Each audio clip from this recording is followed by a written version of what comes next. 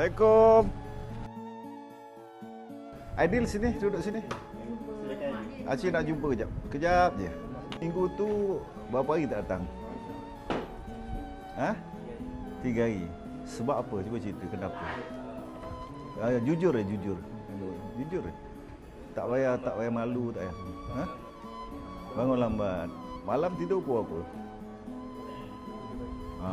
Kenapa tidur 3 pagi? Main handphone. Ni antara masalah dia lah, kan? Tingkatan 4 je? Tingkatan 5? Nak SPM ni? Nak jadi apa ke? Nak kerja apa? Bayar nak aku ni. Nak jadi apa? Cikgu ke? Apa? Kena ada cita-cita, kena ada. Offshore tu apa? Kerja pelantar minyak? Oil and gas. Okey, kalau nak kerja oil and gas, contoh nak jadi engineer, nak jadi technician, paling tidak pun kena dulu SPM. Kalau SPM tak lulus, tak dapat. Faham tak? Ini masa dia tinggal 4 bulan ni. Betul? SPM tinggal 4 bulan. Ini masa penting. Jadi Acik minta kau kena tidur cepat, jangan main handphone. Selepas SPM esok, mainlah handphone.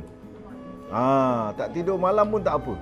Tapi masa ni, tinggal 4 bulan ni, jangan main handphone, fokus belajar. Fokus belajar sebab nak ambil SPM.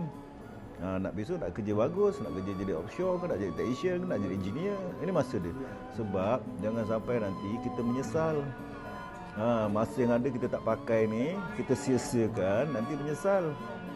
Besok kawan-kawan boleh beli kereta besar, kawan-kawan boleh naik motor besar, kita tak boleh beli. Pasal apa? Kita SPM tak pas. Faham tak? Menyesal tak? Orang naik motor 1000cc, kita naik motor besok 150cc. So, pasal apa? Pasal aku sekolah dulu malas. Dah menyesal, betul tak? Jadi kena rajin. Tinggal 4 bulan ni, Dedek. 4 bulan ni. 4-5 bulan je. Tolong Kenal Acik tak? Siapa? Kenal pun. Dengar cakap Acik ni, kan? Pakai kaset ni, masuk dalam kepala ni. Tinggal 4-5 bulan ni. Tolong Tolong. Nanti Acik cek dekat sekolah. Kau datang ke tak datang, Acik cek dekat sekolah. Boleh? Boleh janji? Janji? Janji? Janji Ayah dia kena jagalah. Tinggal 5 bulan ni kak. Sayang tak? Sayang ni. Ni hadiah. Ini bukan hadiah poting sekolah tau. Ini hadiah ibarat hadiah lulus SPM. Bukan hadiah poting sekolah. Ni hadiah lulus SPM. Dapat awal. Dapat awal. Dapat awal lagi. Okey?